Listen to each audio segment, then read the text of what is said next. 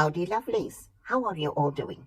Welcome back to our crafting, where we learn, grow and craft together. In today's session, we are going to continue in our art journal. I hope you are enjoying getting yours together and working in it. A bit of a play today. I will not be able to complete a journal if I did not include some sort of a vintage, almost vintage feel layout to my journal. So let's dive right into it. I had chosen to use the pink sheet today, and I see a little shark tooth there that will bother me, so I'm just going to trim that. But while I chat to you, I have a flower here that was done by one of my students, and as I'm clearing out and going through things, I saw this and I'm like, you know what, I really want to include this as much as I possibly can. I will probably have to just lose a tiny bit of the stem, and that's okay. So I will be fuzzy cutting that, and then we can work on the background. So let's see, I will fuzzy cut this first, and then we will come back and just work on the layout. I wanted to mimic as much as I possibly can of his own cutting, though I did forget myself there and rounded that part. But there we have the flower. Such a gorgeous little thing. A teacher's heart is always happy with things like this. So I want to include some pink in the background just because we have that, and I'm going to add some normal glue stick. This serviette was supposed to be done with that cling wrap technique where you iron this on with a cling wrap. That's why there's no other layers to the back of this. So I will be using some, and I want to just add a bit here and there to this paper, maybe something of that sort. I'm not sure. Let's see where the glue is going to stick. So I'm just going to simply add this on here, maybe to the end, and we can just wipe the rest of the glue off. And then add a bit. Let's see how this is going to turn out. Maybe like so. And then that card. Now we have to just be very careful, as this is very fragile. I'm going to turn this over and just trim this off. So I'm not decoupaging this on, I am merely gluing it down. Chances are it might tear still. You could have used a wet paintbrush to wet it and tear it off with. Also an easy way to manipulate tissue paper, or serviette specifically. I've got a tiny little bit there. So let's just trim a bit there, and I'll show you. Maybe use another part. There's still a bit of glue there. So just press it on, and then I'm ripping it off. We'll trim the rest now. And also there is a bit of glue up there. So I'm just pressing that in and holding, ripping the rest off. And then I could have waited till that was dry before trimming that off. But that's not glued down. Just simply rip that off, and I'll trim that little bit. Right, so we've got that. No, this is not completely a rose. It looks like almost a dahlia if we really want to go into detail. I will be trimming this stem a tiny bit, maybe there, just with a raggedy edge, just so that it doesn't look as if it was straight cut. Just maybe like so. And then we have a bit that was not glued down, obviously, but we will fix that in a second.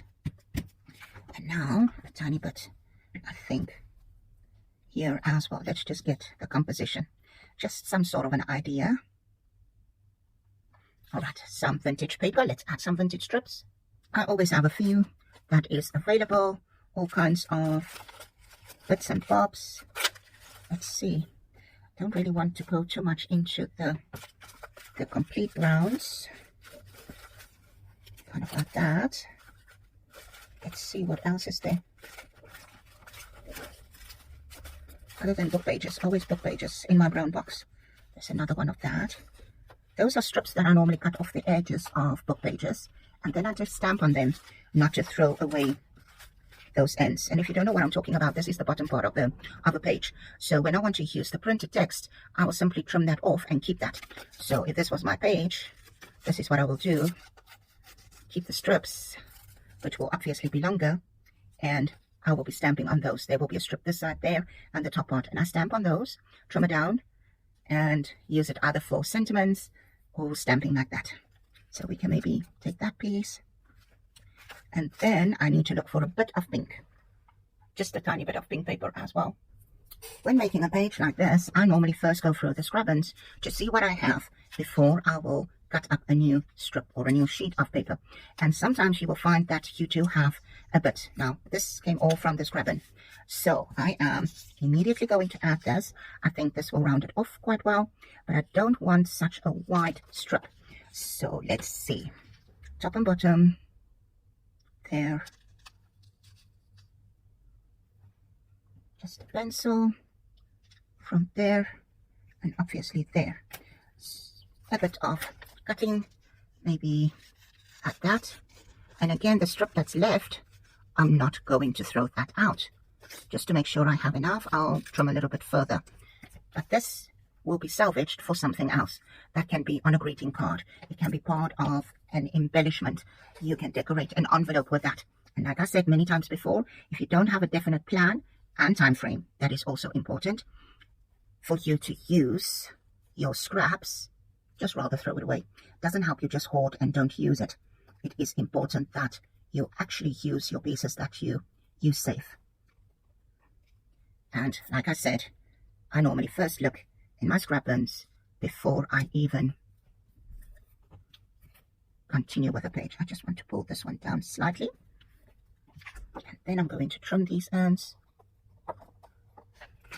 Now, normally what I do with little bits like this, if I'm working, I will, and I don't have one here now, I would glue that down onto a masterboard immediately. As I'm working, it just goes down. Don't think about it at all, because by now we have established the minute that I start thinking about things, it's when I get, not overwhelmed, but I think about it way too much, way more than I should actually think about.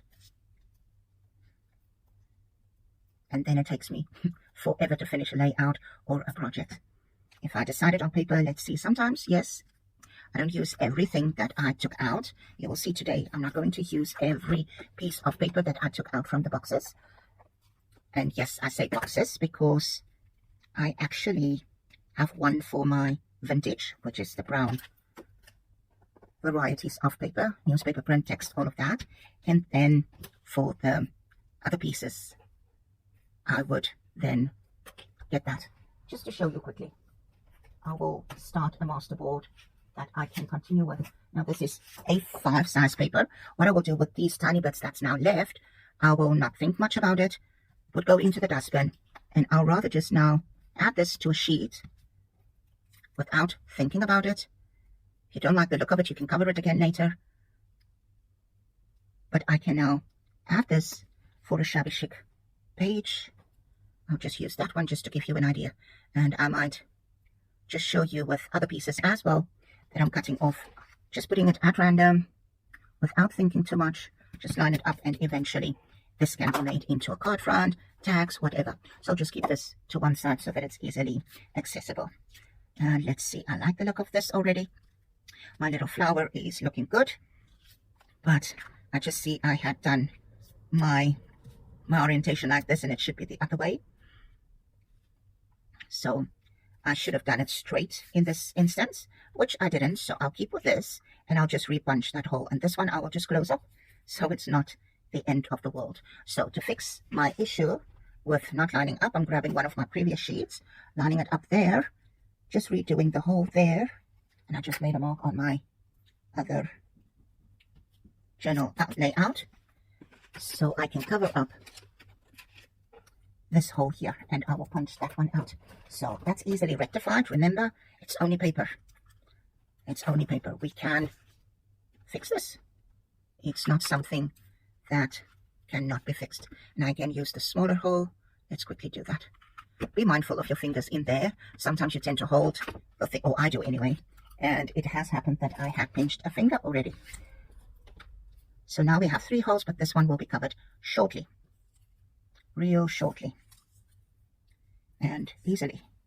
Not an issue at all. Adding glue. Trim that off. And you guessed it, I will be adding this to the glue page. So these pieces will, doesn't look like anything yet. It does not look like anything yet, but it can easily be changed into something else. So little bits can go there. And that is while you are crafting, you can add that. So we've got a repeat of the pattern. I think that one is lifting up. So just a tiny bit of glue there. And I just torn it off, which is also okay. I guess it didn't want to stay there. Same thing. These are the strips that comes from the paper packs. You can see the little hole there.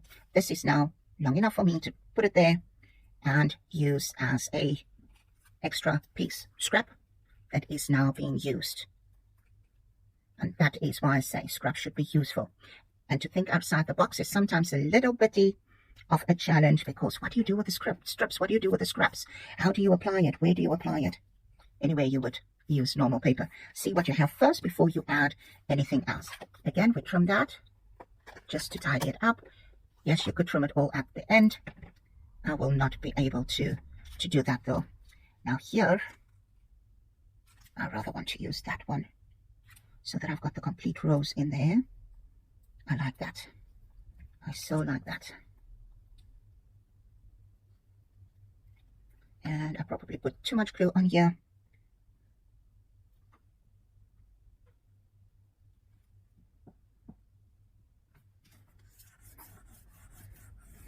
Told you my fingernails are my best tools ever. When you find you've got a lot of glue on your scissors, just clean it with a hand sanitizer, baby wipe, something of that sort. It helps to get that residue off. Now, I don't want to exactly add this one because that is not going to work. There's not enough. A little bit of that. Let's add a tiny strip of this in the middle. And if I add the flower there, this is going to not show up. Let's do that part there. And this now fits in beautifully. Let me just get an area marked so that I can see where. And yes, it does show on the other side, so I can see the little marks. You can maybe not, but I can see it from the back. Just adding the glue. And yes, in this case, I'm covering the whole sheet. And I didn't do the top now, but it's okay. We will just glue the rest of it down from about there to there. And I just need my card so we can burnish this. And now to just glue this part down. That is still standing up. Turn this over for this side, and then we can actually trim this down.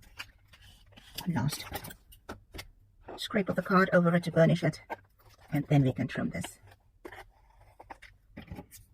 And there is our paper more or less covered. Now with this one, we can go ahead and add a lighter color, but I do want to keep some of that pink there. This will not be enough to cover that and redo, so we'll just leave it as it is. I kind of like this. These strips will go back into the box, and it is really, really easy to, I just want to add that one little piece just to show you how easy it is to start a masterboard while you are still creating. And every time that you work, you can have this with you, and those little bits that you are then cutting off can be added here, and soon your board will be completely covered and it is ready to stamp on or to stencil on, add stickers, whatever you want to add there. So let's complete our one layout by adding the flower. I like this, I like that. If I close that, we won't see the coffee spot, so I'll just move it a little bit here. So let's add some glue onto this flower. Just want to get a bit out so I can put to the edge of that. And yes, it is a risk to glue on top of your project. I would not suggest that, and I will probably regret it within the next few seconds because they already glue on there. Luckily, it's where I'm going to put the flower, but I have to now. And just attach that. And going to burnish this as well. Just get that to glue down. I'll fix the petals now that's lifting up. Maybe that side too. And that one also lifts, but that's from the backing paper that it was originally glued on. So I'll just add that on there again. Also there. And I'll just check the rest of it. See, this one too was done on a very flimsy piece of paper. And we glued it then down onto copy paper at the time in class. So there we have it. All of this is sorted. I think this one also is lifting a bit. And there we have it. Now I'm going to grab one of Tim Holtz's ideology sticker books. It's called the clipping sticker book. And let's see if we can find it in pages like browns like that. So let's see. I think I found the perfect title. I just need to get it off here, which would have been easier had I used a pokey tool. I, however, just want to ink the edge just a little bit so that it can stand out, and I will probably have to add a bit of glue afterwards because I'm touching the sticky part now. No, I'm not dipping my ink blending tool into the ink pad again, as it is quite saturated still. The ink stays a little bit, so sometimes after days it will. I'm adding this there. You know what I'm going to do right now? I'm using that piece of paper and I'm going to just add this more or less there. Going to trim it just so that the title can stand out, this little sentiment. Going to trim it a little bit further, and then if I add it this side, it will cover part of it. This side, it will stand out more. So maybe I can still do a very shallow fishtail this way. And yes, I should have trimmed it in the middle, not thinking about it. Let's do an arrow.